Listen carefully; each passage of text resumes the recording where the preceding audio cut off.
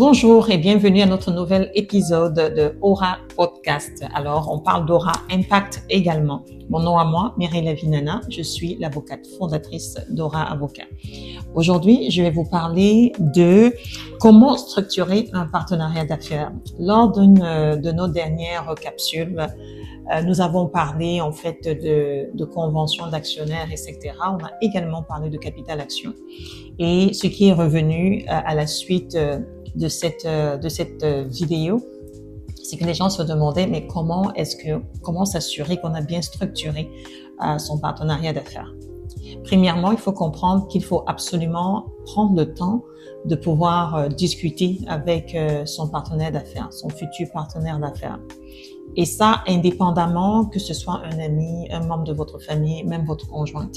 Et il faut donc pouvoir s'assurer qu'on va discuter et même ce qui pourrait être des irritants. On veut savoir comment est-ce qu'on pourrait gérer les finances. On veut savoir quelle est notre tolérance au risque également.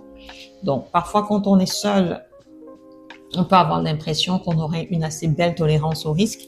Mais quand on est deux, est-ce que on a la même capacité de tolérer le risque et donc d'assumer également le risque qui pourrait provenir de la manière dont notre partenaire d'affaires s'intègre ou gère l'activité d'entreprise en tant que telle. Donc, c'est sûr l'un des éléments sur lesquels j'insiste beaucoup lorsque je rencontre des personnes qui veulent faire affaire ensemble. C'est vraiment de savoir est-ce qu'elles sont suffisamment alignées. Et la meilleure manière de le faire, c'est de pouvoir discuter de votre vision. Parce que je dis toujours en droit des affaires, lorsqu'on accompagne des entrepreneurs, on encadre une vision.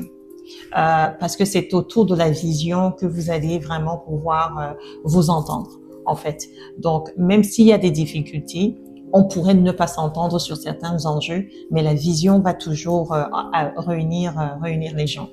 Donc, c'est sûr, discuter la vision, la mission de ce que vous voulez accomplir ensemble. Et par ailleurs, il faut pouvoir clarifier la structure.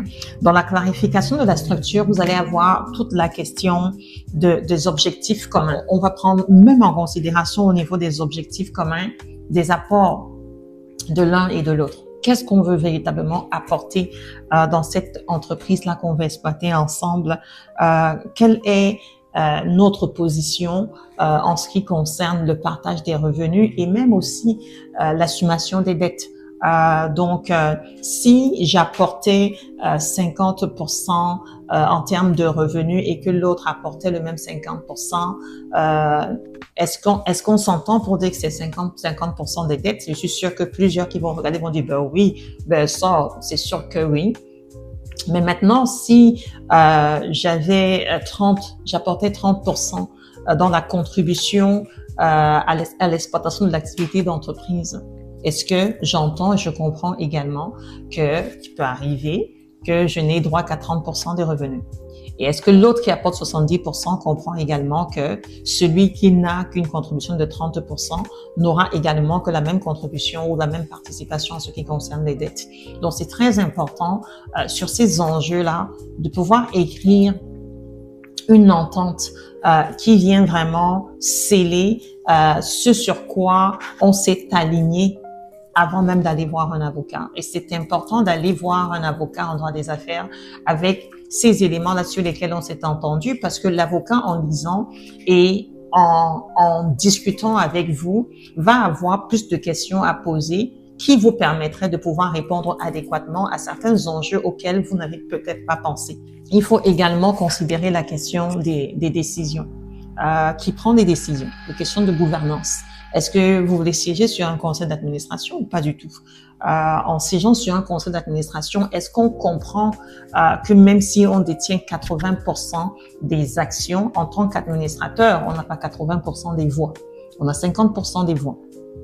Et pour prendre les décisions sur le conseil d'administration, ça prend 51% des voix exprimées des personnes présentes. Donc, si on est deux administrateurs, mon 50% de voix, vous comprenez, ça a du sens. Mais si on est trois, on n'a pas 50% parce que ça prend 100%. On a besoin de 100% quand on prend les voix de chacune des personnes autour d'une table dans un conseil d'administration. En ce qui concerne, quand on parle des voix qui sont rattachées aux détentions d'actions, dites-vous que l'un quelconque des actionnaires pourrait, en autant qu'il soit majoritaire, évincer l'autre actionnaire. C'est pour ça que la considération de la fin du partenariat dans un contrat encadré qu'on va appeler la convention d'actionnaire devient très pertinente parce qu'on veut véritablement savoir est-ce qu'on donne la possibilité à tout actionnaire de pouvoir activer ou actionner la clause de retrait de l'un quelconque des autres actionnaires. Et c'est déjà arrivé dans le cadre d'accompagnement de clients que je me rende compte que il y a une procédure judiciaire, mais c'est l'actionnaire minoritaire en plus qui est en train d'évincer l'actionnaire majoritaire. Et parfois, il arrive même que cet actionnaire minoritaire là n'ait pas versé de contrepartie en acquisition des actions parce que l'actionnaire majoritaire, lui, s'est dit, il va s'impliquer au niveau de la mise en place de l'activité de l'entreprise et son implication requiert que je lui offre une contrepartie en détention d'actions. Donc, dans ces cas-là, ça devient très, très difficile de devoir réécrire une convention d'actionnaire parce qu'à ce moment-là, il faut juste l'appliquer. Et on ne peut pas corriger une convention d'actionnaire pour essayer d'accorder des droits à un actionnaire majoritaire si au départ, déjà, le contrat n'a pas pris en considération ces enjeux-là ou alors qu'il n'y a même pas eu du tout de convention d'actionnaire. Et il faut venir également penser à la structure juridique. Est-ce qu'on veut être dans une société par action ou une société de personnes? Vous savez, les sociétés de personnes, on va avoir vraiment une responsabilité. C'est une responsabilité vraiment personnelle là. Des dettes qui sont engagées dans le cadre de l'exploitation de l'entreprise. Donc, quand je dis responsabilité personnelle, c'est les dettes de l'entreprise, les créanciers ont quand même la possibilité de pouvoir venir saisir également vos biens personnels, parce que ce n'est que dans la société par action ici là qu'on va avoir une forme de responsabilité limitée, en autant qu'on ne se soit pas porté caution. Donc, la société de personnes, c'est différent. Okay? Donc, c'est vraiment différent dans une société de personnes parce que les créanciers pourraient venir saisir, par exemple, votre propriété, votre véhicule, votre compte bancaire également. Certainement, vous allez vous dire, mais pourquoi? Parce que j'exerce une activité d'entreprise. Ce qu'on voit généralement, c'est que lorsque des personnes, on est déjà 2 ou 3 pour être dans une société de personnes, lorsque 2 ou 3 personnes vont se mettre ensemble et puis vont constituer une société de personnes, généralement, on pense pas tout de suite, on va ouvrir un compte d'entreprise qui serait forcément distinct. On ne le pense pas. Les revenus qui vont être générés, on va se les partager. On va les déposer sur les comptes personnels. Après ça, bien entendu, vient le temps de faire sa déclaration d'impôt. Il faut prendre en considération les dépenses qu'on a effectuées, les répartir entre les différents partenaires d'affaires pour qu'ils puissent déduire des revenus perçus, les dépenses en fait qu'ils ont dû assumer dans le cadre de l'exploitation de l'activité d'entreprise. Mais maintenant, on est dans une société de personnes, on est 3, A, B, C. B a souscrit à un emprunt qui a servi à l'entreprise quand même. Et on s'entend que A autant que C ont la même responsabilité, même si c'est B qui allait souscrire à l'emprunt, parce que ça a servi à l'entreprise. Et votre patrimoine personnel pourrait être engagé. Donc, c'est pour ça, généralement, qu'on va dire que la société par action devient un véhicule à considérer à ce moment-là pour pouvoir créer ce qu'on va appeler un patrimoine distinct. Cela étant, même dans le cadre d'une société par action, ça va arriver que vous ayez besoin, que ce soit une nécessité pour l'entreprise, que vous portez caution personnelle de l'entreprise. Donc, à ce moment-là, il y a bien entendu une extension également à votre patrimoine personnel. Donc, il faut toujours penser en termes de structure d'entreprise, de structure juridique. Et quand on parle de structure juridique, il y a toute la considération fiscale aussi. C'est quoi la tranche d'imposition, etc., dépendamment du revenu qu'on va générer. Donc, quand on génère un certain revenu, si on le déclarait personnellement, parce qu'on a créé une société de personnes, c'est sûr qu'en termes d'impôts, ça pourrait être très élevé. Donc, ça devient intéressant également de se dire, est-ce qu'on n'opterait pas plutôt pour une société incorporée, donc pour une société par action. Et il faut également penser, il y a des clauses importantes auxquelles il faut penser Parmi ces clauses-là, j'aime parler des clauses de gouvernance. Dans les clauses de gouvernance, est-ce qu'on a besoin d'un conseil d'administration ou est-ce qu'on veut tout simplement céder les pouvoirs du conseil d'administration aux actionnaires parce qu'on veut venir alléger la structure décisionnelle de l'entreprise? Et on pense bien entendu la sortie du partenariat. S'il y avait une difficulté, comment est-ce qu'on veut s'en sortir? C'est pas quand on veut déjà quitter l'entreprise. C'est pas quand on commence à avoir des intérêts divergents qu'il faut penser à comment mettre fin au partenariat. C'est toujours important d'avoir pensé à ces éléments-là avant parce que au départ, vous vous entendez. Donc, c'est sûr que sans être contraint, vous avez convenu de certains éléments et de certaines conditions qui faciliteraient la fin de votre partenariat. Donc, quand on est dans cette configuration-là, si vous mettez fin à votre partenariat, vous comprenez qu'on va tout simplement appliquer les clauses auxquelles vous avez convenu. C'est plus facile. C'est moins de coûts.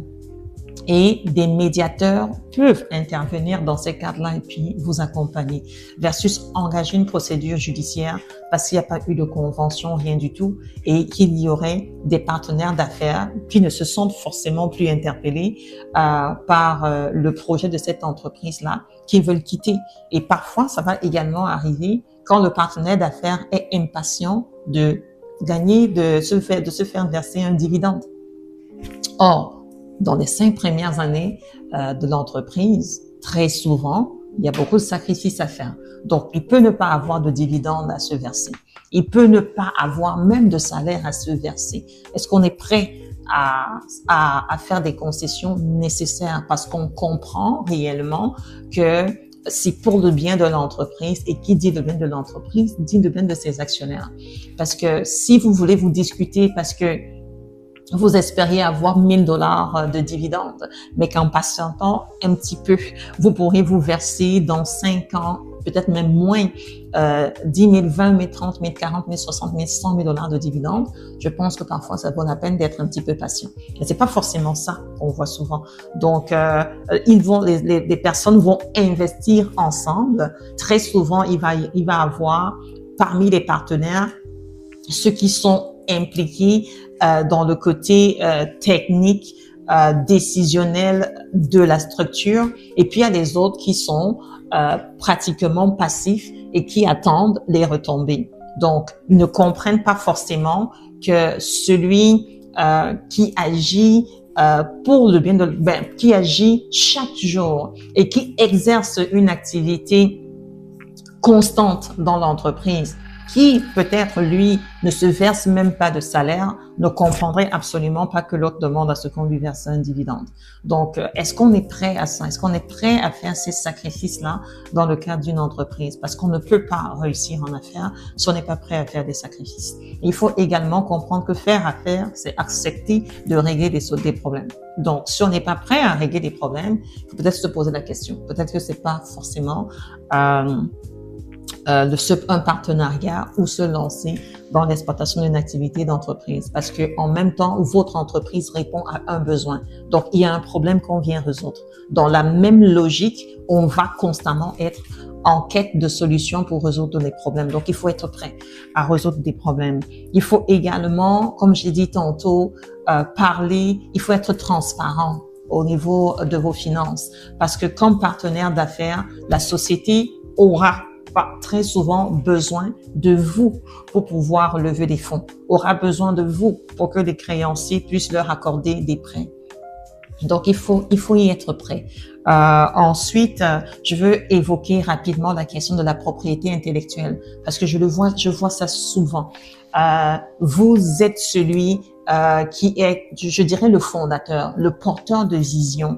Et puis, vous avez développé un concept, vous l'avez rédigé, vous êtes vraiment très content et fier de ce que vous avez fait. Vous constituez une société, puis la propriété intellectuelle est transférée à la société tout de suite parce que c'est la société qui, dans les cas où on les voit, aurait protégé la propriété intellectuelle quand, pour ceux qui l'ont fait, il y a eu un enregistrement auprès de l'OPIC.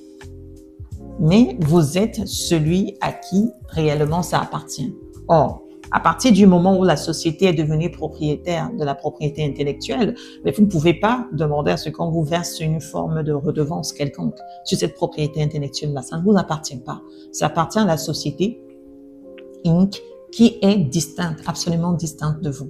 Donc ça, c'est des éléments qu'il faut voir. Je vais avoir l'opportunité d'aller un petit peu plus en détail par rapport à la question de propriété intellectuelle parce que je l'ai vu maintes fois depuis le début de cette année. Et également, il faut prendre en considération toutes les questions de responsabilité, là. Qui est responsable de quoi, sachant que lorsque vous êtes administrateur de la société, les TPS TVQ qui ne sont pas reversés, vous êtes personnellement responsable, que vous soyez dans une société de personnes ou dans une société par action. Donc, toute la question du voile corporatif ne s'applique pas dans le cadre d'une société par action en ce qui a trait aux taxes que vous devez reverser, l'impôt également que vous devez reverser, vos états financiers à préparer, la déclaration de revenus à faire. Vous êtes personnellement responsable en votre qualité d'administrateur. Donc, lorsque par le biais d'une convention unanime d'actionnaires, on a transféré tous les pouvoirs du conseil d'administration aux actionnaires, ben, les actionnaires deviennent responsables. Maintenant, qu'est-ce qu'on va voir très généralement? Parfois, quand ça arrive, on va transférer les pouvoirs du conseil d'administration à un seul, on dit c'est un seul actionnaire. Or, dans les faits, ce n'est pas seulement cet actionnaire-là qui prend des décisions. Dans ce cas-là, qui devrait porter la responsabilité si la société a par exemple eu besoin d'utiliser les sommes d'argent qu'elle devait reverser au gouvernement, parce que c'est les taxes, la TPS TVQ, afin de pouvoir maintenir son flot. S'il y avait une difficulté, s'il y avait un recouvrement de Revenu Québec et de Revenu Canada, qui serait responsable? Est-ce que ce serait l'actionnaire à qui on a transféré les pouvoirs du conseil d'administration, ou est-ce que les autres actionnaires devraient également être responsables? C'est sur cette question que je vous laisse aujourd'hui et j'espère que vous pourrez m'offrir vos réponses à vous. C'était Mireille Lavinana, notre moment Impact.